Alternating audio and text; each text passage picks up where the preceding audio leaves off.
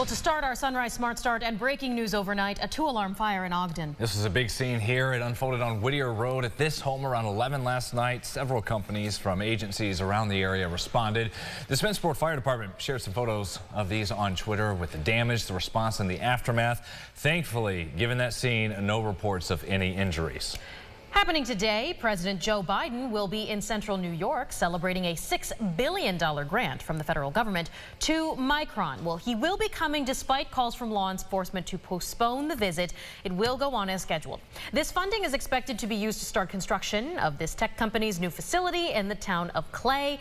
And there is a $100 billion project overall that'll allow Micron to build as many as 4 factories in the next 2 decades as they work at producing advanced memory computer chips. The president's visit is expected between noon and 4, and Syracuse.com reports that state troopers will be stepping in to fill in for those grieving Syracuse police officers who don't want to or can't work a special security detail right now, just 11 days after one of their own, as well as a deputy, were killed in an ambush. And happening tonight, a public forum to talk about the selection process for the interim superintendent needed for the Rochester City School District. Dr. Carmine Peluso, as we've told you, he made the announcement he's leaving for another district this summer. That meeting starts tonight at 5:30 downtown at the Board of Education office building. New York's Secretary of State will be in Rochester this afternoon discussing ways to revitalize the city. Last month, groups working to bring a business improvement district halted their plans. Secretary Robert Rodriguez is expected to lead a forum with local leaders, including Mayor Malik Evans, County Executive Adam Bello, and local college presidents trying to collaborate here. Build as a way to bring new insight and share lessons learned with communities like Rochester that are looking for ways to revive the downtown area. Now, as we turn to developing news now, deputies say they're still looking for this vehicle and the person inside it who they say shot at a customer's car at the Pittsford Wegmans yesterday morning. Investigators add that anyone, if they think you have information about this suspect's vehicle, if you think you saw them, it was all caught on camera speeding away from the scene, please come forward. We're further told that the victim was sitting inside his car when the shooter drove up, fired a round into the vehicle, and then sped away. That Wegmans put on a lockdown for a few hours. And again, if you think you know anything or recognize that vehicle that we showed you, please call 911. 3 teens at Clyde Savannah have pleaded guilty to 2 misdemeanor charges after they assaulted their teammate in October in the locker room. They were sentenced to 2 years probation for first-degree hazing and forcible touching. Wayne County's acting district attorney says while the case is resolved, it tore apart a tight-knit community, adding the outcome does not bring closure or resolution to what took place that day back in the fall. A couple of issues here at 6:52 Sunrise traffic updates in Henrietta. There's a crash Lehigh Station Road, Beckwith Road, Southwest Rochester. One downtown at Mount Hope and Ford Street. There's also another one at West Main Street and Jefferson Avenue.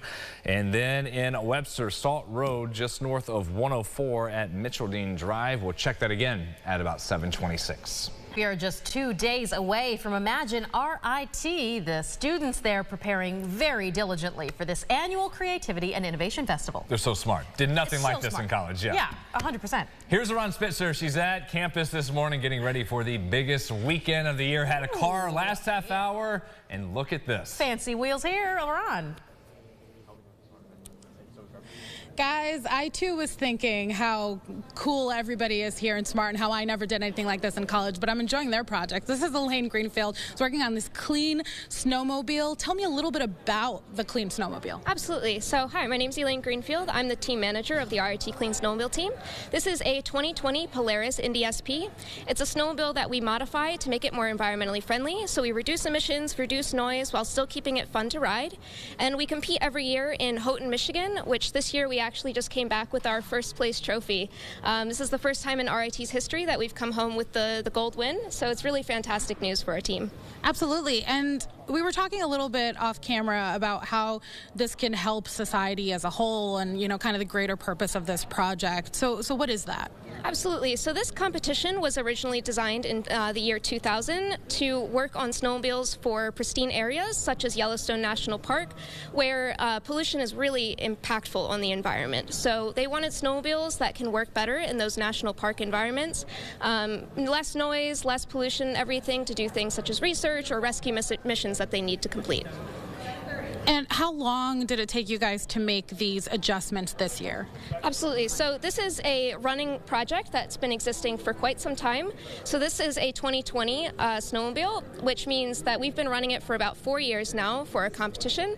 So all of these changes that we've developed have been incremental over these past 4 years. We have a custom muffler that we build every year, track system, everything. Wow, so quite a bit goes into this for this competition. Well, congratulations on this year and good luck for next year. Guys, tossing it back to you, but I'm about to play with these lights and push the buttons because they said I could. Fantastic, Iran. And hey, first place winners. Well done. Over upstate New York, beating Michigan in snow sports and environmentally friendly. Stop. Let's go. show off a little. Yeah. Talk about one of the best ways to enjoy winter. Yeah. Right there. There you go. It's very popular. You drive down 104 through Wayne County, and that's all you see in the wintertime. Yeah. Some places you're not supposed to take them, but yeah. Let them rip. Shh, don't Yeah, tell right. everybody. Beautiful view over Lake Ontario right now. We are seeing temperatures on the cooler side, generally at or even below freezing, so don't be surprised by a little bit of frost out there. But it feels good, looks good. Look at Dansville, 29, 27 in Penn Yen there. We climb mid-40s today. A good jump, though, tomorrow into the 60s. And then, yes, the big warmth on the way for the weekend. That'll be there coming up Sunday into Monday. Thank you for watching us this Thursday for Sunrise. We'll see you back here in half an hour. Have a wonderful day. Stay tuned for CBS Mornings. Follow News 8 wherever you are on RochesterFirst.com, Facebook, Twitter, and on our app for news and weather.